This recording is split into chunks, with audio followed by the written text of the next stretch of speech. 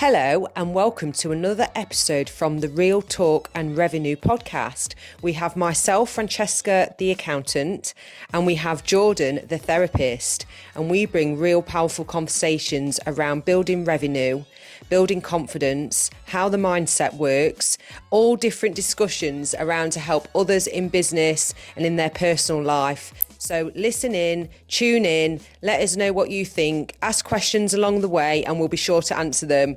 Enjoy. Lid's gonna come off. It did pop off when I was getting out of the car, because I was trying to rush to get in the door after them men. The lid popped off and I was like... Yeah, I can imagine. Oh, God. Oh yeah, I might have to hold it a bit. Steve was in the gym, I think. I didn't with quite Cole. catch him, but was he? I think, they're probably not trained together. So Jordan's picked up our coffees. I love a coffee on a Monday morning. Yeah. And this is probably a good idea to do Mondays. Yeah, it works really well for me. We'll look at that. Yeah. So we're gonna do, after I think last week's episode, we've done a live fab that should have gone out. Yeah. Oh, is it out now? No, it won't be out until maybe even is it today? Today, that episode? Yeah. Then we've got one last week. I can't remember what we spoke about. But this week I want to talk about pricing. Yeah. Because it's quite a big deal in business, isn't it? It is, yeah, and it's strategic. It's not about undercutting people. Yeah, or ripping people off. Yeah. I've heard that term I didn't before. ask for hazelnut. That's fine. I didn't say. So I was like, that's fine. Doesn't she? No, I don't. Sorry, I normally have hazelnut in my drink. But I know, I was like, oh. No, it's good. It's nice.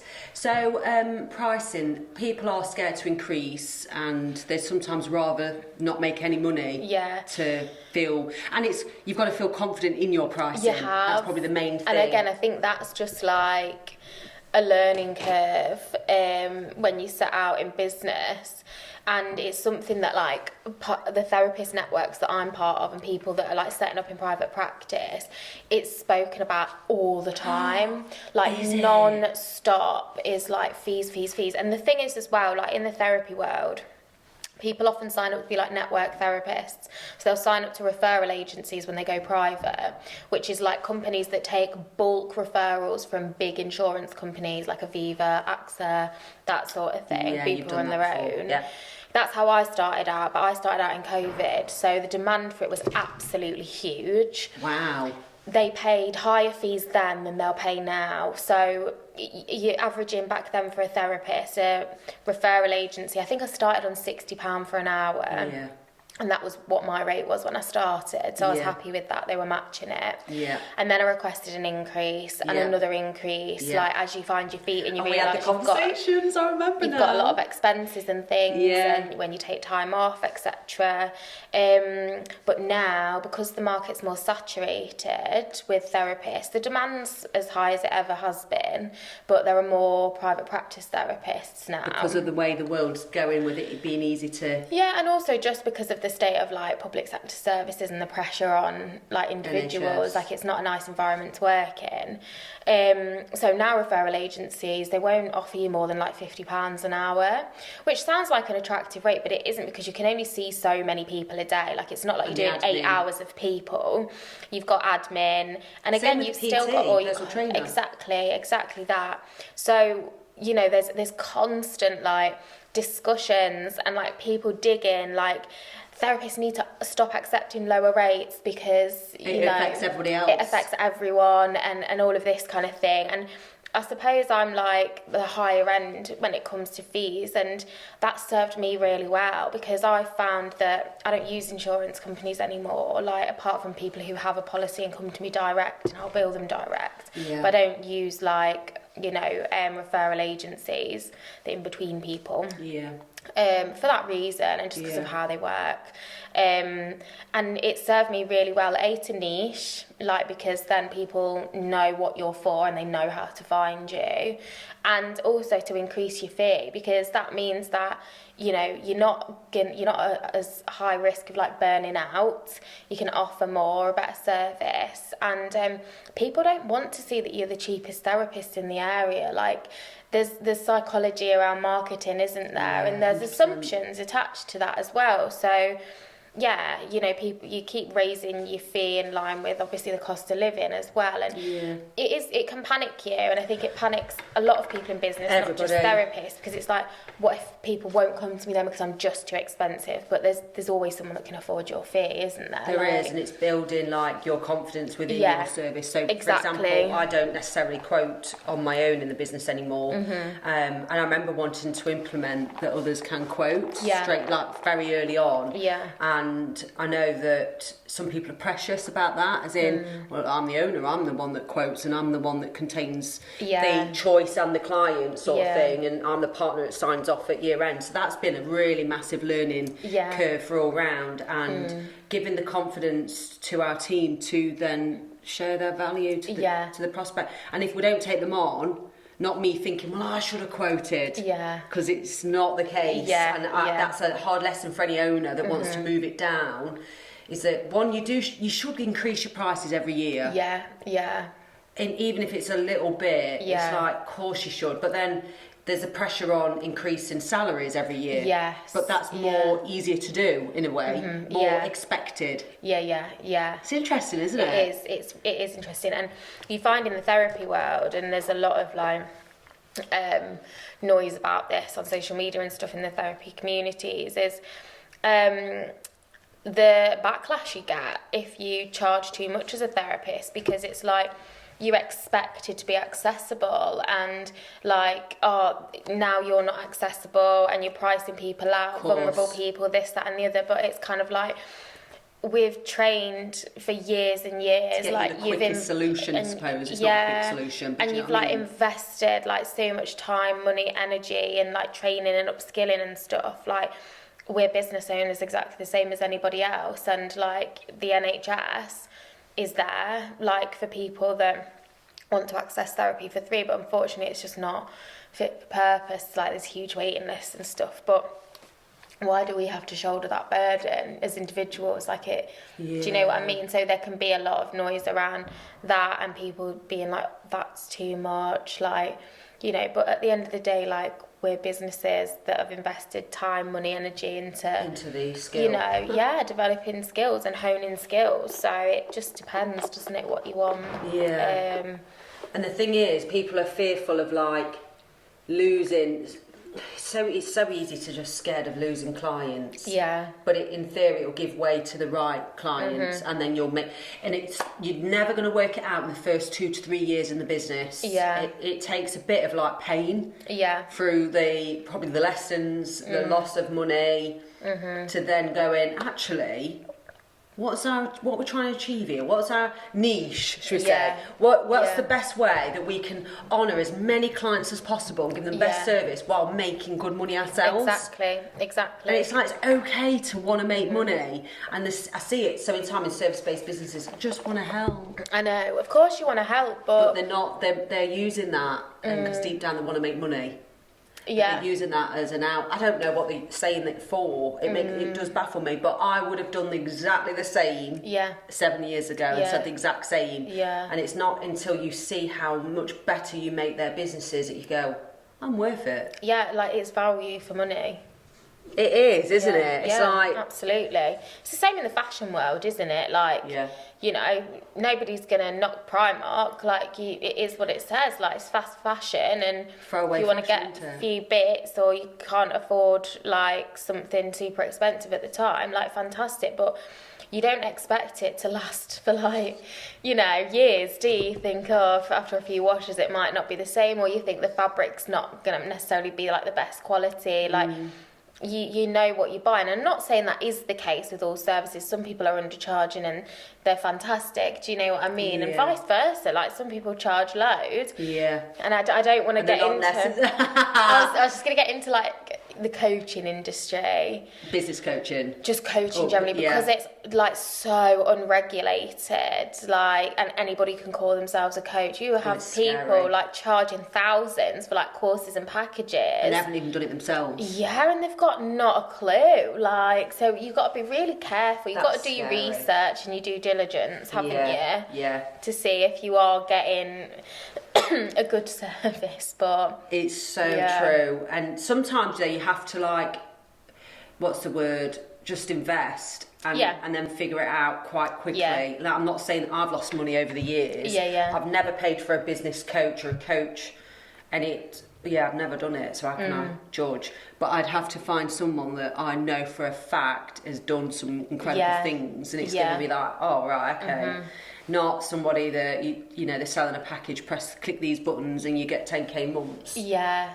So I met one of my friends that. yesterday. She's a therapist as well, and she was on about like private practice and stuff, and she generally is like more of a network therapist, and takes referrals off referral agencies, and was like, how do you get like more private payers and stuff like that? And we were like having a discussion about it, and I think I was saying like one of the biggest things for me, like because I've been doing it now for like 7 years in private practice, is like word of mouth, like recommendations. So good, isn't it? Is great, because people, like especially when it comes to therapy and everything really, like whether it's hairdresser, a therapist, a service, like people want to know that like their money's going to be well spent, and what better way than somebody being able to say, I had a really good experience with that like company or person. We love a recommendation, don't we, because it makes you feel like, oh yeah, okay, well they've experienced it, they had a good experience, we're largely safe. It's not always the same, is it? No. Like it's not a one size fits all, but that's been really helpful for me over the years. I know, it's so, honestly, and there's systems and softwares you can use to like better your offering or better your proposal, make it look neat and tidy. What I've noticed though, I remember getting a proposal myself and it was all singing and dancing. So it tells you all about what they've achieved through other people, this, that, the other. And normally when you get a proposal, though, there's lots of landing pages now that you can research them. So when I got the proposal, it was like 4 or 5 pages in and no fee price until the end. I can't stand that. That really irritates me.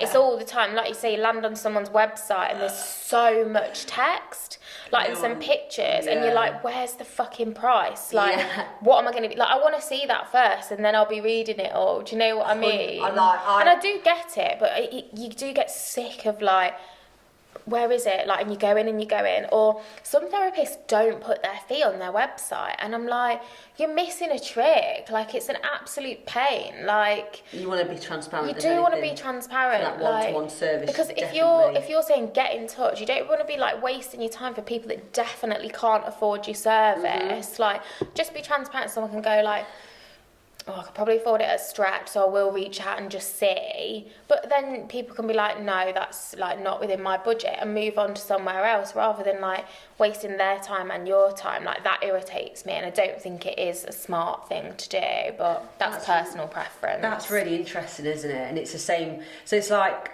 I would have an audit of your fees.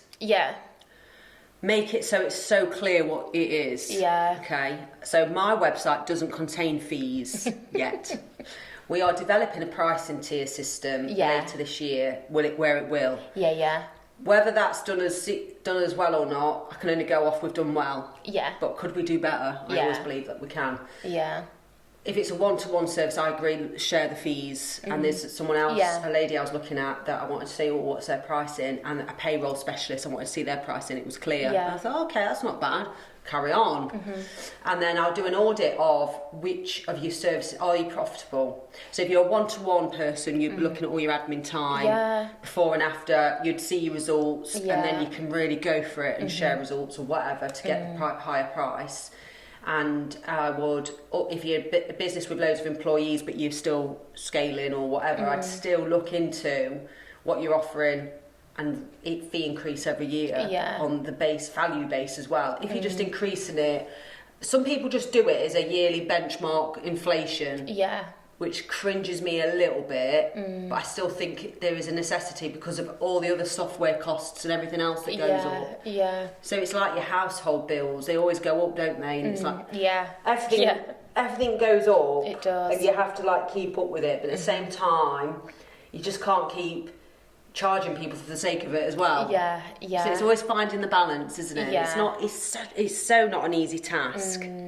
Do you feel like do your fee increase every year? Can't remember when I last increased, actually. Whether it was last year or the previous year.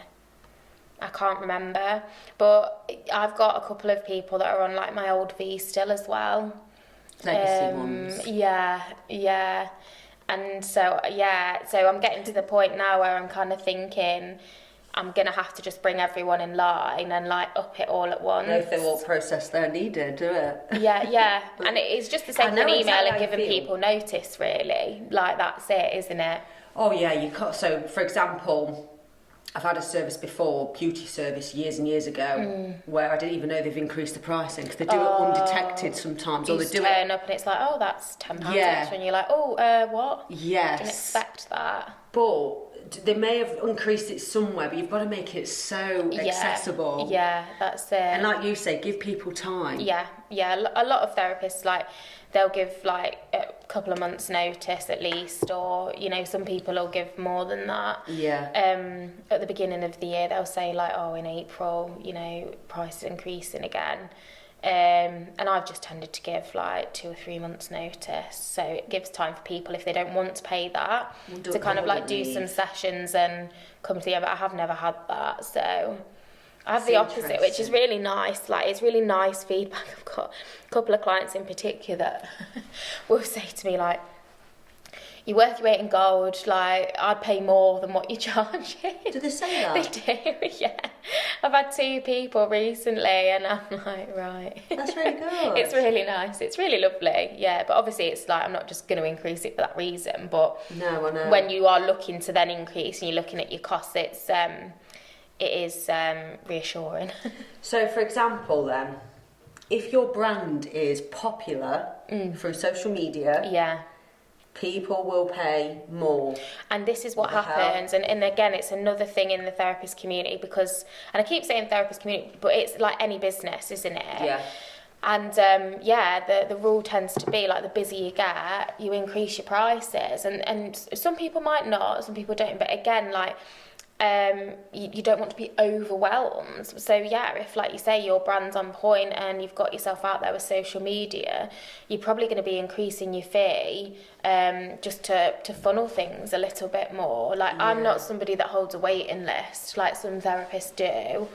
I don't. Like, it's just not the admin I want to manage. And again, like, maybe in the future, if I get like a VA or something like that, then it'll be worth doing that. I'm like nodding, so I'm like, why wouldn't you? Because I get it. Because the work that I do isn't always like, right, I can offer you a space in like 2 or 3 months. Yeah. Like, sometimes my clients come in and they want to be in therapy longer, and sometimes it's like a quicker turnaround. Like, it's not always predictable in private practice, because a lot of people come to me now and they say like, you know, I'm not looking for quick fixes. Like, I want to just do the work and like invest in myself, and that's like a lovely client group to work with. Do you know what I mean? Because, and I have equally, you know, and I always say to people, you stop at any time that you want, like whatever works for you. And if you want to do a piece of work and then you want to have a break and just come back, like at some point, you can do that as well. So, I don't know, I work very flexibly, but then it doesn't necessarily lend itself well to being able to run a waiting list, whereas some people are very rigid.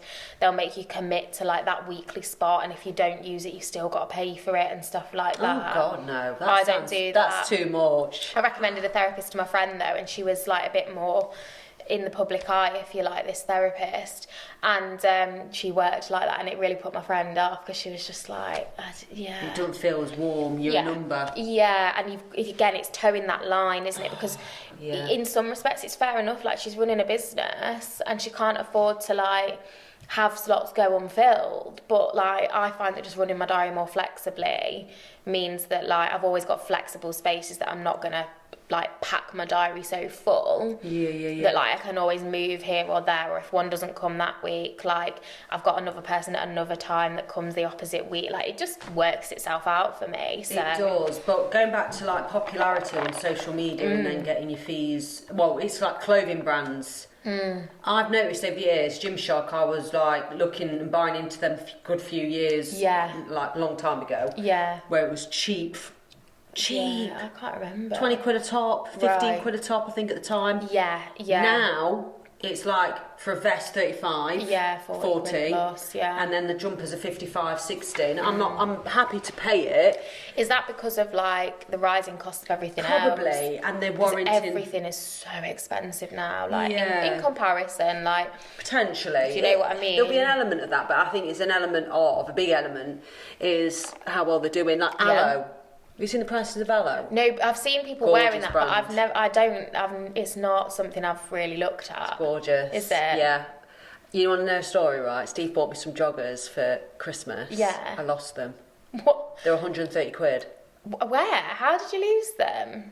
At where was it? Manchester, when I went to a High Rocks event.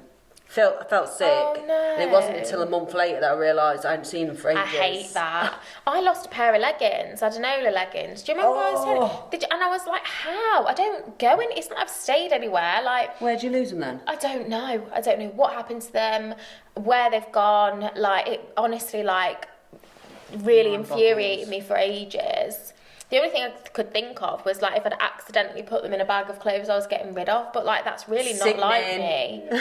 That's not like me either. Like I was like, couldn't get my head around it. Like I still can't. Do you know what I mean? You know, you're like, what? I know. How? I am sickened by this. I don't go anywhere. I don't stay anywhere. Like. I know, but so you can buy the same jumper with a different brand and get it half price. I know. But if you want the aloe because it's popular, people will pay it. Yeah. And it could be the same quality. I'm trying not to buy into that so much anymore. I know. It's hard. Yeah, but anyway. But pricing is meant to feel uncomfortable. I know me and the team feel it every single time we do it for anybody. Yeah. And also, I wouldn't shy away from if services have increased during the year, we increase. So if the bookkeeping becomes more, or they rapidly grow. We've had this so many times. Yeah. You've got to be clear on the outset that might happen within your proposal. Yeah. So then you can warrant it. But if you do have any questions on pricing, and I hope this has given you food for thought, is that the word they're saying? It is. get in touch because we can expand on it. It's my favourite subject. See you next week.